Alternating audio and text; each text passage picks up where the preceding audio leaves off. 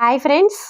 ఉపాధ్యాయ వృత్తి అనేది ఒక ఉద్యోగం మాత్రమే కాదు, ఒక బాధ్యత. అక్షరాల ద్వారా జ్ఞానం మాత్రమే కాదు, విలువల్ని కూడా నేర్పేది ఒక ఉపాధ్యాయుడు మాత్రమే. అలాంటి ఉపాధ్యాయ వృత్తిలోకి వెళ్ళడానికి మీరు చేసే ప్రయత్నం సక్సెస్ అవ్వాలని మనస్ఫూర్తిగా కోరుకుంటూ ఆల్ ది బెస్ట్ ఫ్రెండ్స్. చూడండి friends, 6th class first sem first lesson మన సౌర కుటుంబం 25 బిట్స్ మన వాట్సాప్ గ్రూప్లో సెండ్ చేయడం జరిగింది. నేను దాంట్లోని బిట్స్ యొక్క ఆన్సరు అలాగే ఎక్స్ప్లెనేషన్ ఇప్పుడు మనం చెప్పుకుందాము. ఇంతకంటే ముందు మీతో ఒక చిన్న విషయం షేర్ చేసుకోవాలి. స్వాతి పాఠశాలకు సంబంధించి ఒక వాట్సాప్ గ్రూప్ అనేది క్రియేట్ చేయడం జరిగింది. ఎవరిని ఉద్దేశించి అంటే ఎస్జిటి మరియు ఎస్ఏ సోషల్కి సంబంధించి సోషల్ కంటెంట్ మన యూట్యూబ్ ఛానల్లో అలాగే వాట్సాప్ గ్రూప్లో ఎవ్రీడే ఒక యూనిట్కి సంబంధించి బిట్స్ అనేవి తయారు చేసి పెట్టడం జరుగుతుంది. అలాగే వాటి యొక్క ఎక్స్ప్లెనేషను అలాగే వాటి యొక్క ఆన్సర్స్ మనం ఎక్స్ప్లెయిన్ చేసుకోవడం జరుగుతుంది అనమాట. అలాగే డిస్కషన్కి, రివిజన్కి, ప్రాక్టీస్కి మాత్రమే మన వాట్సాప్ గ్రూప్ అనేది మీకు ఉపయోగపడుతుంది. అలాగే ఎక్కడ మీకు కష్టంగా అనిపించినా అక్కడ నేను కోడ్ అనేది పెడతాను ఖచ్చితంగా. అవన్నీ మీకు కావాలి అనుకుంటే మన వాట్సాప్ గ్రూప్లో జాయిన్ అవ్వండి. అంతకు మించి మన గ్రూప్లో ఎలాంటి అప్డేట్స్ రావన్నమాట. అప్డేట్స్ కావాలనుకున్న వాళ్ళు మన గ్రూప్లో చేరొద్దు, దయచేసి గమనించండి. చివరిలో నేను ఫోన్ నెంబర్ అనేది చెప్తాను. ఫస్ట్ బిట్స్ చూద్దాము. సూర్యుడు ఒక నక్షత్రం. సూర్యుడు మనం చెప్పుకునే లెసన్ పేరు ఏంటండి? మన సౌర కుటుంబం. సౌర కుటుంబానికి కేంద్రకమే సూర్యుడు. సూర్యుడు వేడి చాలా ఎక్కువగా ఉంటుంది, కానీ భూమికి అంతగా వేడి అనేది తెలియదు. ఎందుకు తెలీదు? సూర్యుడి నుంచి భూమి చాలా దూరంలో ఉంది కాబట్టి సూర్యుని యొక్క వేడి అనేది మనకి తెలియదు అనమాట. సూర్యుని యొక్క ఉపరితలం యొక్క ఉష్ణోగ్రత ఎంత అంటే 6000 డిగ్రీలు అనమాట. గమనించండి ఫ్రెండ్స్. Next bit. సూర్య కుటుంబంలో గ్రహాల సంఖ్య ఎంత? 8. వీటి 8 గురించి కూడా నేనేం చెప్పను, ఎందుకంటే మన బుక్లో ఉంటుంది, మీకు తెలిసిందే. అయితే ఇంపార్టెంట్ పాయింట్ ఏంటంటే ఇక్కడ 9వ గ్రహం కూడా ఉంది, ప్లూటో. దాన్ని 2026లో గ్రహాల క్రమంలో ఉంచి తీసివేయడం జరిగిందనమాట. అది మరగుజ్జు గ్రహం అని చెప్పేసి గుర్తించి దాన్ని గ్రహాల వరుసలో ఉంచి తీసేయడం జరిగిందనమాట. నెక్స్ట్ బిట్ చూడండి. సూర్యునికి అత్యంత దగ్గరగా ఉన్న గ్రహం. ఆన్సర్ సి బుధుడు. భూమికి సహజ ఉపగ్రహం. ఆన్సర్ డి చంద్రుడు. చంద్రుడి గురించి ఇంకా మనం ఏం చెప్పుకోవచ్చు? చంద్రుడికి భూమికి మధ్య దూరం ఎంత అంటే 3,84,000 కిలోమీటర్లు అండి. అలాగే భూమి యొక్క మొత్తం వ్యాసంలో 1వ వంతు మాత్రమే ఈ చంద్రుడు అనేది ఉంటుందన్నమాట. నెక్స్ట్ చూడండి. ఎర్ర గ్రహం అని పిలువబడేది అంగారక గ్రహం. Answer B. అతిపెద్ద గ్రహం. ఆన్సర్ డి బృహస్పతి. అతి చిన్న గ్రహం. ఆన్సర్ ఏ బుధుడు. భూమిని నీలి గ్రహం అంటారు. ఎందుకు? Answer C. నీరు ఎక్కువగా ఉండడం వల్ల భూమిని మనం నీలి గ్రహం అంటారు. భూమిని తీసుకుంటే 4 వంతులుగా 3 వంతులు నీరే ఉంటుందన్నమాట. అందుకోసమే భూమిని నీలి గ్రహం అంటారు. నెక్స్ట్ 9వ బిట్టు.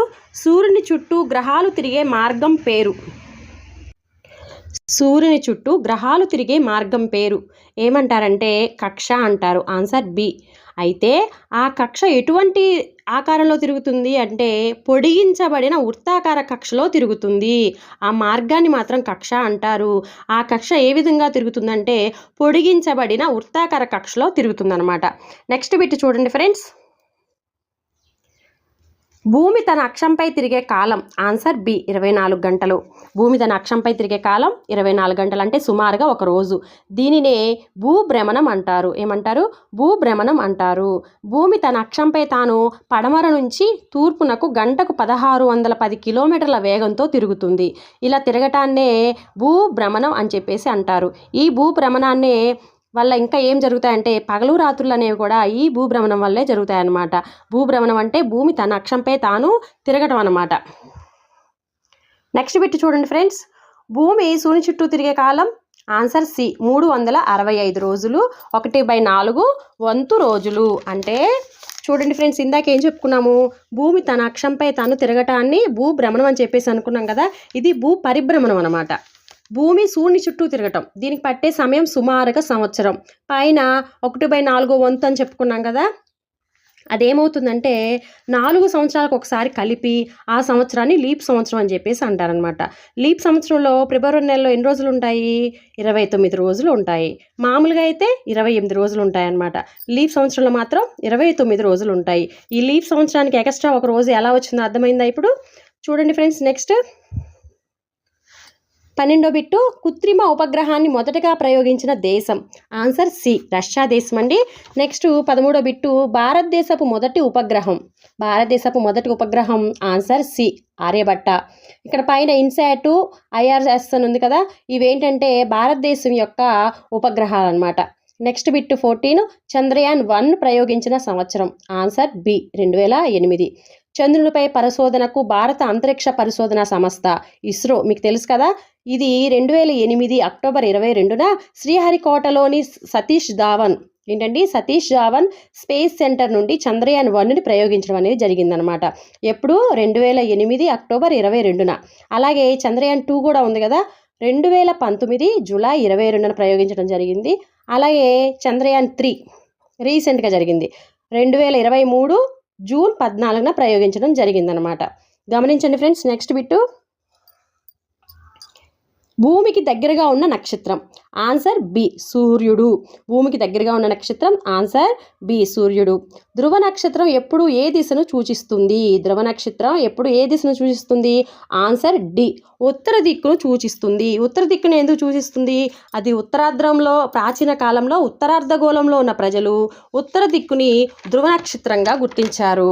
ఎలా అంటే ధ్రువ నక్షత్రం ఎల్లప్పుడూ కూడా ఆకాశంలో ఒకే స్థితిలో ఉంటుంది. సప్తర్షి నక్షత్ర రాశి అంటే ఉర్సా మేజర్ అంటారు, దానికి మరో పేరు. దాని యొక్క సహాయంతో ఈ ధ్రువ నక్షత్రాన్ని మనం గుర్తించవచ్చు అన్నమాట. నెక్స్ట్ చూడండి 18 బిట్ హేలీ తోకచుక్క ఎంత కాలానికి ఒకసారి కనిపిస్తుందంట? ఆన్సర్ సి, 76 సంవత్సరాలకు ఒకసారి ఈ హేలీ తోకచుక్క అనేది కనిపిస్తుంది అనమాట. ఆల్రెడీ ఎప్పుడు కనిపించిందంటే 1986లో కనిపించిందండి చివరిసారిగా. మరలా 2061లో నెక్స్ట్ కనిపించబోతుంది అనమాట. నెక్స్ట్ ఎప్పుడు 2061లో కనిపించబోతుంది అనమాట. చూడండి ఫ్రెండ్స్ 19th బిట్టు గ్రహ శకలాలు ఎక్కువగా ఎక్కడ ఉంటాయి? ఈ గ్రహ శకలాలు అనేవి ఆన్సర్ సి అండి, అంగారహ బృహస్పతి మధ్య ఉంటుందన్నమాట. దీనికి కోడ్ ఏంటంటే సింపుల్గా ఏ బికి మధ్యలో గ్రహ శకలాలు ఉంటాయని చెప్పేసి గుర్తుపెట్టుకోండి. వీటిని ఆస్ట్రాయిడ్స్ అని చెప్పేసి అంటారు. అంగారక బృహస్పతి, అంగారక అంటే ఏ అని, బృహస్పతి అంటే బి అని చెప్పేసి ఏబికి మధ్యలో ఏముంటాయి? గ్రహ శకలాలు ఉంటాయన్నమాట. నెక్స్ట్ 20 బిట్టు ఉల్కలు భూమి వాతావరణంలోకి వచ్చి ఏమవుతుంది? ఉల్కలు అనేవి భూ వాతావరణంలోకి వస్తే ఏమవుతాయంటే కాలిపోతాయి. ఎందుకు కాలిపోతాయి? సూర్యుని చుట్టూ తిరిగే చిన్న చిన్న రాళ్లను ఉల్కలు అంటారు. ఏమంటారు? సూర్యుని చుట్టూ తిరిగే చిన్న చిన్న రాళ్ళని ఉల్కలు అంటారు అనమాట. కొన్నిసార్లు ఈ ఉల్కలు భూమి దగ్గరకు వచ్చి భూమిపై పడిపోతాయి. ఈ ప్రక్రియలో ఏమవుతుందంటే గాలి ఘర్షణ కారణంగా అవి వేడెక్కి కాలిపోతాయి అన్నమాట. దీనివల్ల గాలి యొక్క ఘర్షణ కారణంగా అవి వేడెక్కి కాలిపోతాయి. కొన్ని సందర్భాల్లో ఏమవుతాయంటే కాలిపోవు పూర్తిగా, అవి ఏమవుతాయంటే భూమి మీద పూర్తిగా పడిపోతాయి. అలా పడిపోయే సందర్భంలో ఏం సృష్టిస్తాయి? గుంటలను కూడా సృష్టిస్తాయి అన్నమాట. ఇది ఫ్రెండ్స్ ఉల్కల గురించి. నెక్స్ట్ చూడండి భూమి ఆకారం ఎలా ఉంటుంది? ఆన్సర్ ఏ, గోళాకారంగా ఉంటుంది. భూమి అక్షం వంగి ఉన్న కోణం. ఆన్సర్ బి, 23.5 డిగ్రీలు. భూమి వాతావరణంలో ఎక్కువగా ఉన్న వాయువు. Answer C, nitrogen. పగలు రాత్రులు ఏర్పడటానికి కారణం. Answer B. ఇక్కడ ఆన్సర్ లేదండి. పగలు రాత్రులు ఏర్పడడానికి కారణం ఆల్రెడీ నేను మీకు పై బిట్లలో ఎక్స్ప్లెయిన్ చేశాను, మీరే కామెంట్ చేయండి ఏంటో ఆన్సరు. సూర్య కుటుంబానికి కాదు, సౌర కుటుంబానికి కేంద్రకం ఏంటో కూడా మనం చెప్పుకున్నాము. ఆన్సర్ డి, సూర్యుడు. Thank you friends. నా బిట్స్ మీకు నచ్చాయని చెప్పేసి ఆశిస్తున్నాను. మీకు కనుక మన ఛానల్ నచ్చినట్లయితే సబ్స్క్రైబ్ చేయండి, లైక్ చేయండి, అలాగే మీ ఫ్రెండ్స్కి కూడా షేర్ చేయండి.